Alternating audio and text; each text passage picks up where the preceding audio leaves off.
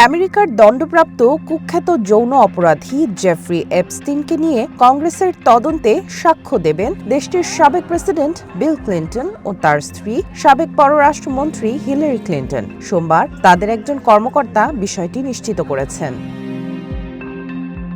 সম্প্রতি দেশটির বিচার বিভাগ এপস্টিন সংক্রান্ত কয়েক লাখ গোপন নথি প্রকাশ করেছে। এর ফলে রাজনীতি, বাণিজ্য, শিক্ষা ও ব্যবসায়িক জগতের প্রভাবশালী অনেক ব্যক্তির সাথে প্রয়াত এই যৌন অপরাধীর সম্পর্কের বিষয়টি সামনে আসে। এসব নথিতে এপস্টিনের সাথে বিল ক্লিন্টনের ছবিও প্রকাশিত হয়, যদিও এপস্টিনের অপরাধের বিষয়ে কোনো ধারণা ছিল না বলে দাবি করেন সাবেক প্রেসিডেন্ট।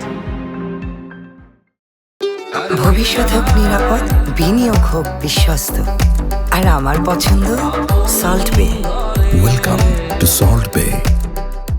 এপস্টিন নিয়ে তদন্তে সাক্ষ্য দিতে গত সপ্তাহে ক্লিন্টন দম্পতিকে তলব করে কংগ্রেসের হাউস ওভারসাইট কমিটি। এই তদন্তকে পক্ষপাত দুষ্ট আখ্যা দিয়ে তা মূলত ট্রাম্পকে সুরক্ষা দেওয়ার জন্য পরিচালিত হচ্ছে বলে অভিযোগ করেন বিল ও হিলারি ক্লিন্টন। প্যানেলকে তদন্তের সহযোগিতার প্রস্তাব দিলেও সশরীরে হাজির হতে অস্বীকৃতি জানান তারা। এতে বিল ও হিলারি ক্লিন্টনকে আদালত অবমাননার দায়ে অভিযুক্ত করতে হাউস অব রিপ্রেজেন্টেটিভসে ভোটাভুটির প্রস্তাব তোলা হয়।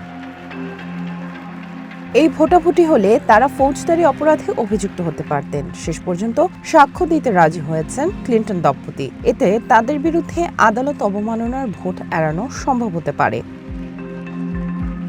হাউস স্পিকার মাইক জনসন রয়টার্সকে জানান, ভোটাভুটি স্থগিত রাখা হবে কিনা তা আইনজীবীরা খতিয়ে দেখছেন। হাউস ওভারসাইট কমিটির চেয়ারম্যান ও রিপাবলিকান কংগ্রেস সদস্য জেমস কোমার জানান, ক্লিন্টন দম্পতি সাক্ষ্য দিতে রাজি হলেও এখনো কোনো নির্দিষ্ট তারিখ দেননি। তিনি পরবর্তী পদক্ষেপ নিয়ে কমিটির সদস্যদের সাথে আলোচনা করবেন।